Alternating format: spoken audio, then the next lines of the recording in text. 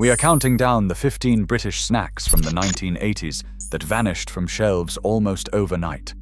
These are treats that defined a generation of playground trades, corner shop queues, and Saturday pocket money rituals. But today they exist only in memory and faded wrappers. From chocolate bars that fueled football matches to ice lollies that stained tongues on endless summer afternoons, each entry tells the story of a decade obsessed with bold flavors, bright packaging, and the simple joy of unwrapping something sweet. Expect forgotten favorites, surprising comebacks that never lasted, and the bittersweet taste of nostalgia. Which lost snack claims the top spot?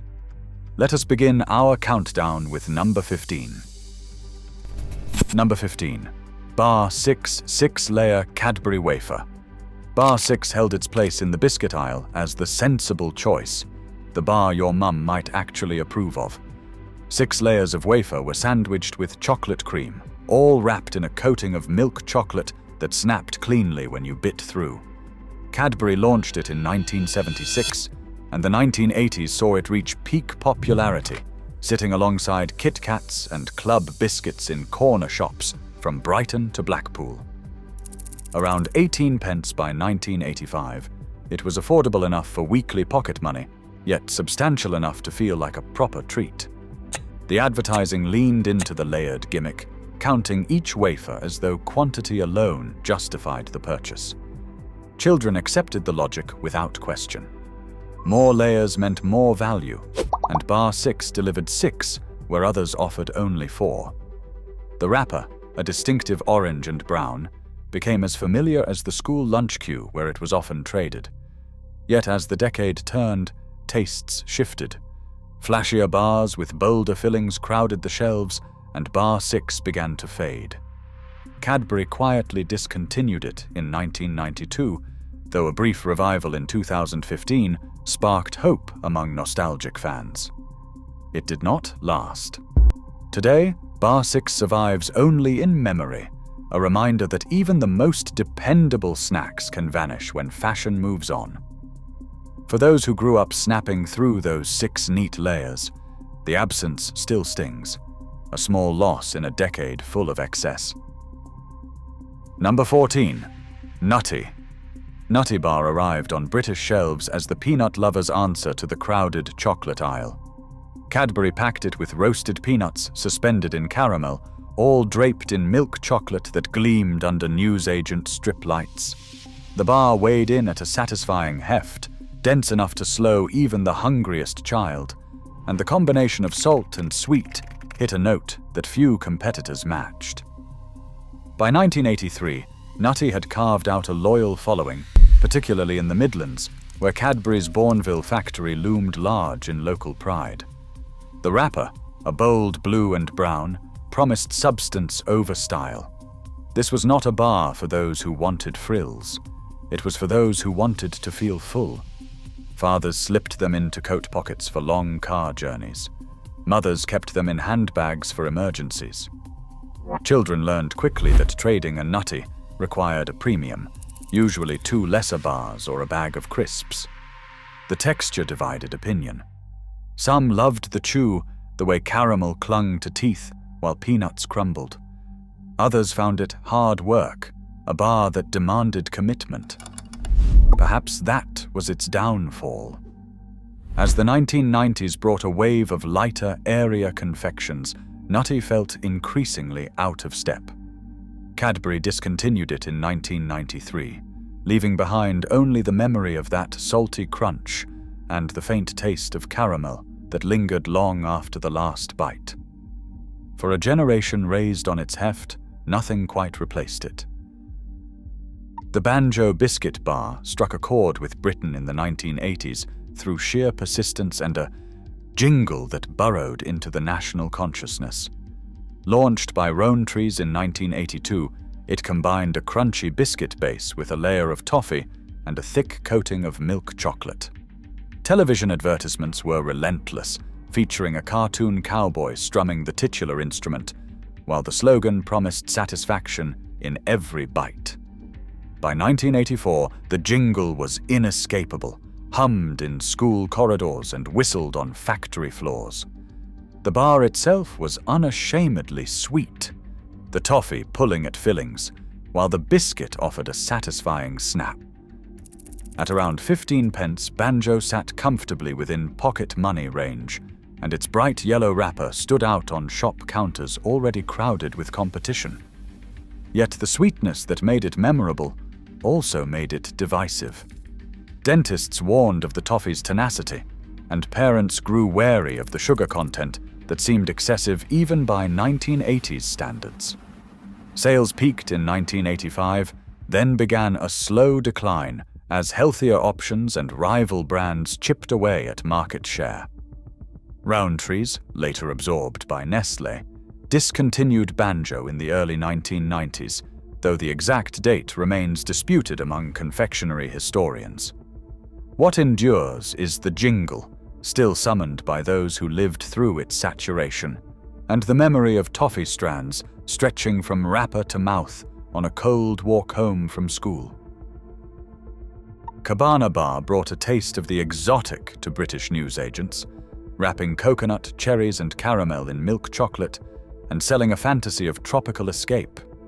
Rowntree's launched it in 1983, timing it perfectly for a nation obsessed with package holidays and the promise of sun. The wrapper featured palm trees and a sunset, imagery that seemed impossibly glamorous to children who had never left the British Isles. Inside, the bar delivered on its promise.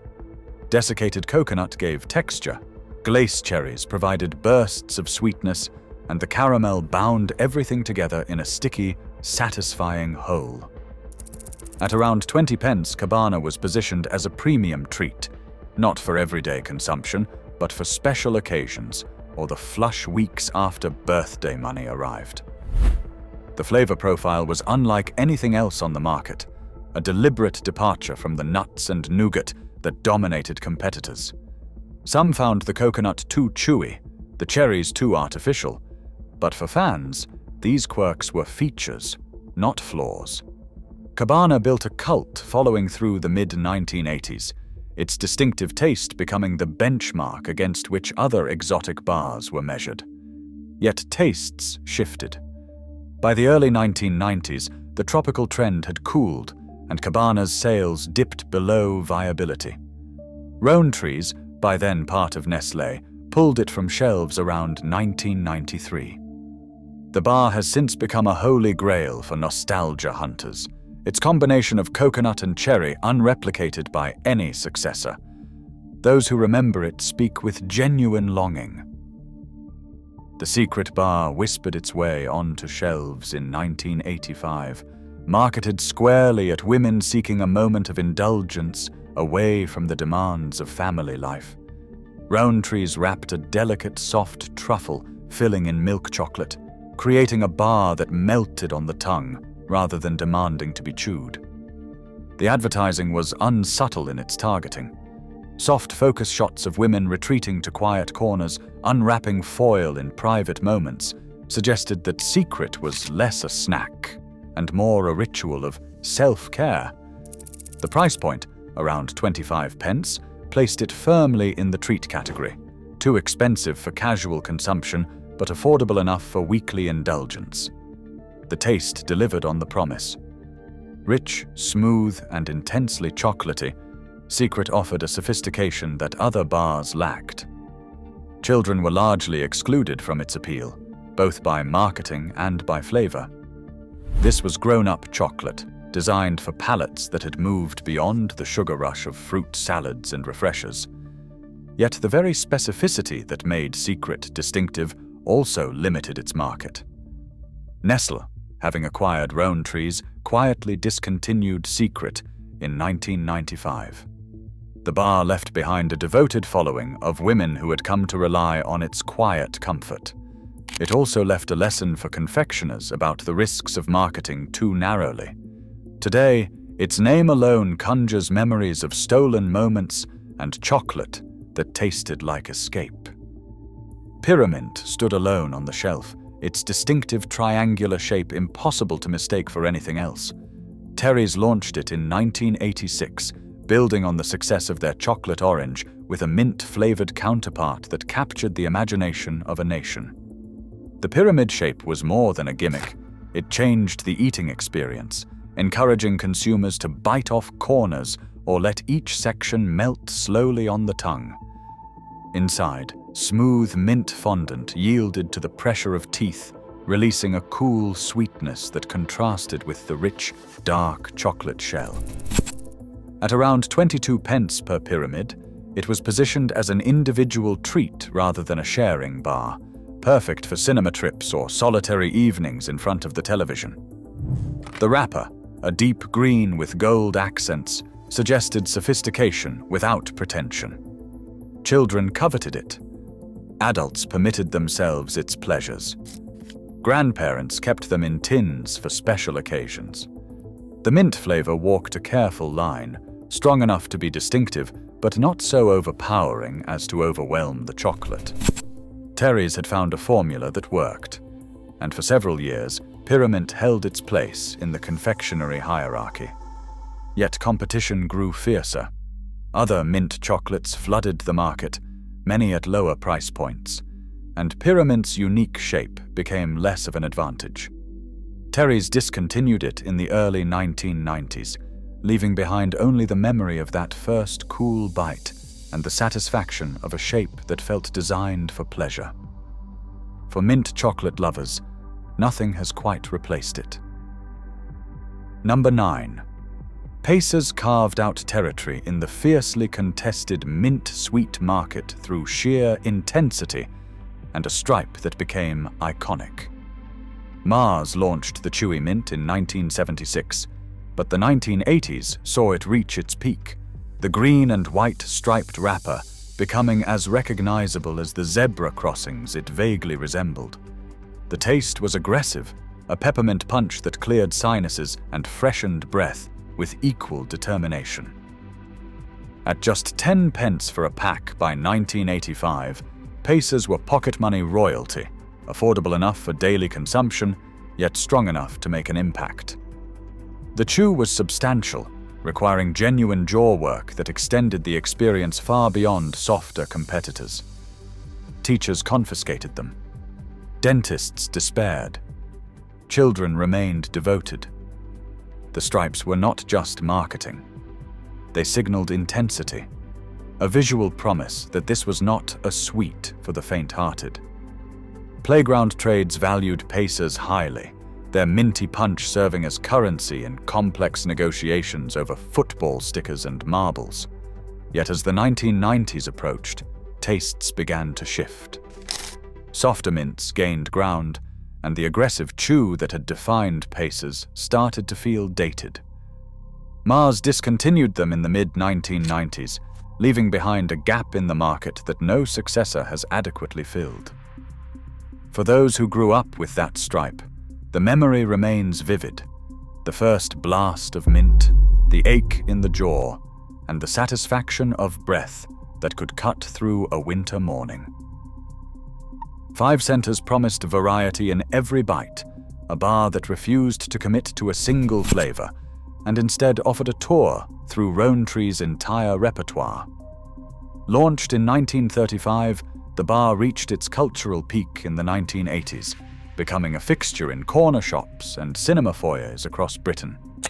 Each segment contained a different filling: lime, strawberry, orange, raspberry, and lemon, all wrapped in dark chocolate that provided a bitter counterpoint to the fruit cream centers. The experience was one of discovery. Biting into a random section might yield the sharp tang of lime or the syrupy sweetness of strawberry, and this uncertainty became the bar's greatest appeal.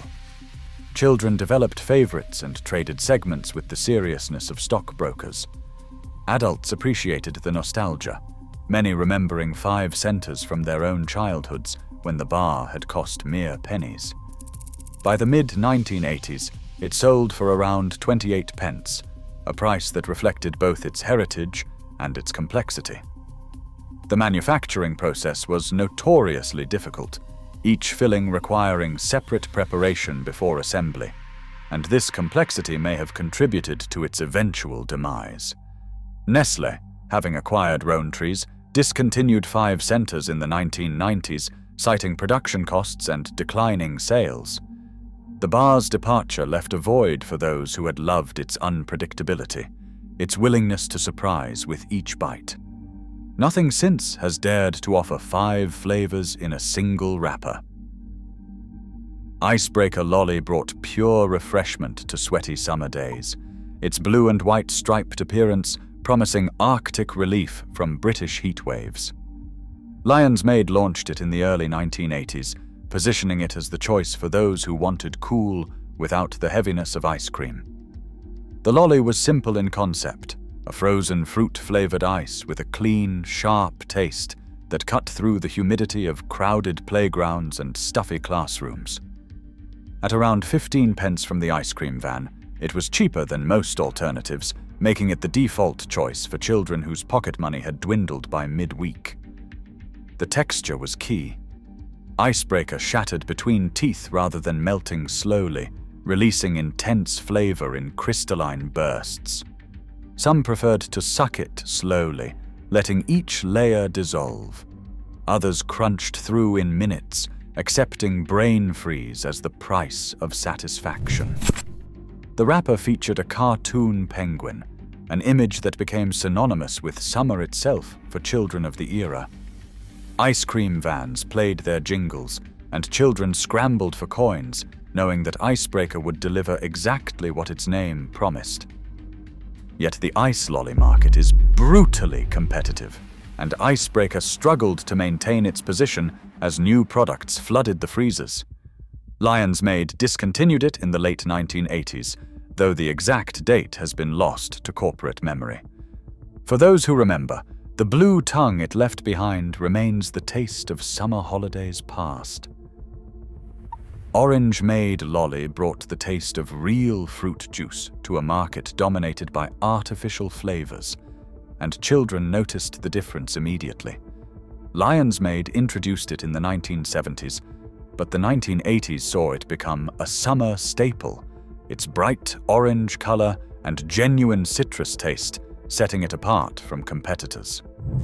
The lolly was made with actual orange juice concentrate, a distinction that marketing materials emphasized heavily and that mothers appreciated when choosing treats for their children. At around 18 pence by 1985, Orange Maid cost slightly more than basic ice lollies, but the premium felt justified by the quality. The taste was tangy and refreshing, closer to frozen orange squash than the synthetic sweetness of rivals. The texture struck a balance between icy and creamy, melting on the tongue in a way that released flavor gradually rather than all at once. Children developed rituals around its consumption, some biting off the top immediately, others working around the edges and preserving the stick for last. The lolly stained fingers and lips a distinctive orange, a badge of enjoyment that lasted well beyond the final lick. As the 1990s brought increased competition and changing ownership, Orange Maid quietly disappeared from ice cream van menus. Its departure went largely unannounced, noticed mainly by loyal consumers who suddenly found their summer ritual disrupted. For those who grew up with its genuine fruit taste, subsequent orange lollies have never quite measured up. Number 5. Haunted House Lolly turned the simple act of eating ice cream into a ghost hunt, and children embraced the challenge with genuine enthusiasm. Maid launched it in the early 1980s, wrapping the gimmick in layers of orange and lime ice that concealed a hidden ghost-shaped center. The concept was brilliant in its simplicity. Every child knew there was a ghost inside, but finding it required patience and careful consumption, transforming a 2-minute treat into an extended ritual of discovery. The flavors were secondary to the experience, though the combination of citrus layers worked well enough to satisfy. At around 20 pence, Haunted House commanded a slight premium over basic lollies, a price justified by the interactive element that kept children returning week after week. Playgrounds buzzed with techniques. Some children insisted on licking evenly from all sides. Others bit strategically, trying to expose the ghost in record time. The ghost itself was a simple white vanilla shape, but the triumph of revealing it whole became a matter of genuine pride. Marketing played up the spooky angle, positioning haunted house as a year-round treat rather than a summer-only indulgence. Yet even the cleverest gimmick cannot sustain a product forever. As the 1990s brought new innovations and the ice lolly market fragmented, haunted house faded from freezers without fanfare. Those who remember it recall not just the taste, but the thrill of the hunt, the moment when the ghost emerged intact from its fruity prison. Zoom Rocket Lolly launched children into orbit with every purchase, its distinctive three-stage design mimicking the spacecraft that dominated the imagination in the 1980s.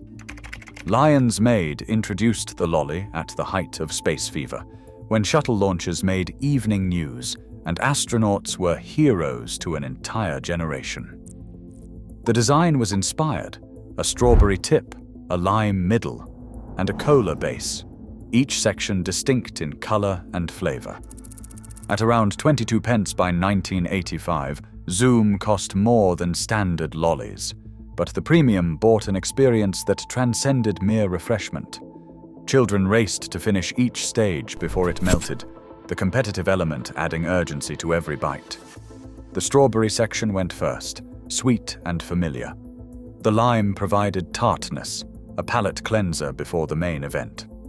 The cola base was the prize, its unusual flavor for a lolly, making it feel special and slightly grown up.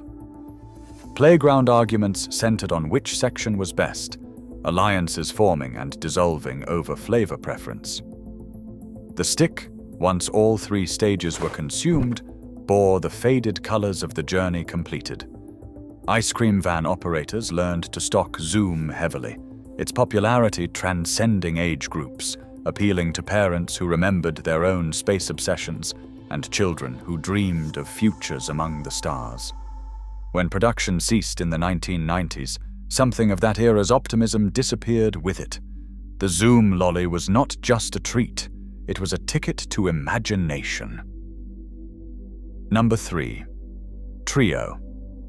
Jacob's Trio Biscuit Bar achieved something rare in the crowded confectionery market, a jingle so catchy it became part of the national vocabulary. Jacobs launched the bar in 1982, combining three elements: biscuit, toffee, and chocolate, into a snack that delivered on its numerical promise. The television advertisement was relentless, its trio, I want a trio chorus burrowing into consciousness and refusing to leave. By 1984, the jingle had become playground currency, chanted at break time and hummed during homework.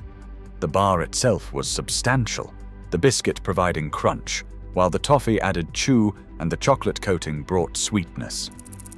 At around 18 pence, Trio sat comfortably within pocket money range, affordable enough for weekly purchase, yet satisfying enough to justify the spend. The combination worked. Each element balanced the others, preventing any single flavor from dominating. Toffee lovers appreciated the chew. Biscuit fans valued the snap. Chocolate enthusiasts accepted the coating as sufficient. The wrapper, a distinctive red and gold, became as recognizable as the taste inside. Jacobs had created something that transcended its individual components, a bar greater than the sum of its parts. Yet nothing lasts forever in confectionery. The 1990s brought reformulation, the recipe shifting in ways that loyal consumers detected immediately. Something was lost, though pinpointing exactly what proved difficult. The jingle persisted long after the original taste had changed, a ghost of the bar that had once united a generation in sticky-fingered appreciation. Funny Feet ice cream walked a fine line between treat and toy, its oversized foot shape transforming the simple act of eating into performance. Walls launched the strawberry-flavored ice cream in 1984, and it became an instant sensation among children who had never before considered footwear a source of amusement. The proportions were deliberately absurd, a giant foot complete with toes, cast in pink ice cream and mounted on a wooden stick. At around 25 pence by 1985, Funny Feet cost more than basic lollies, but the entertainment value justified the premium. Children waved them at each other, pretended to walk them across tables, and competed to see who could eat the toes first without dropping the rest. The strawberry flavor was secondary to the experience, pleasant enough but unremarkable compared to the visual impact.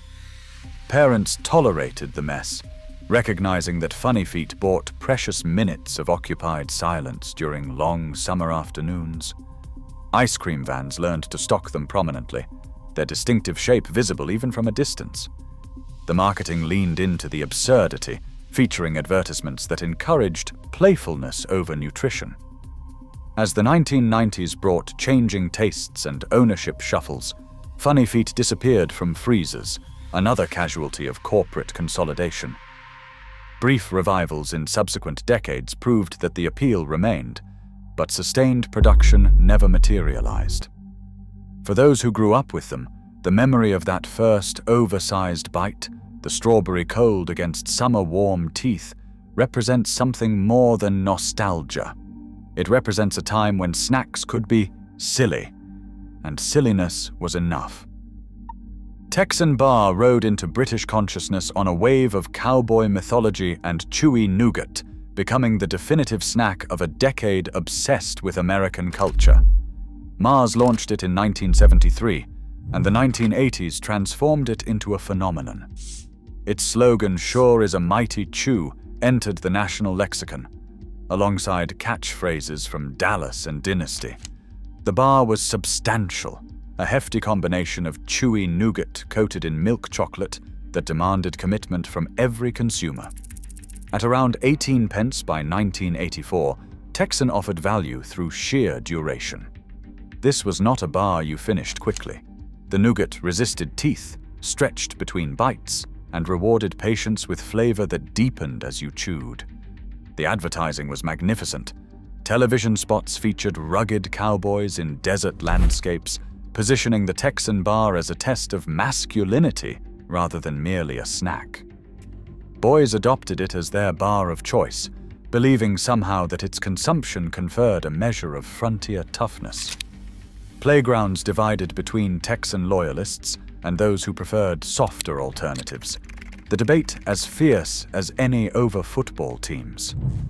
The wrapper, a distinctive golden yellow with brown text, became synonymous with aspiration, a small piece of American mythology available for pocket money prices.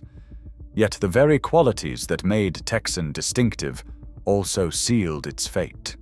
The intensive chew deterred casual consumers, and changing tastes favored lighter confections.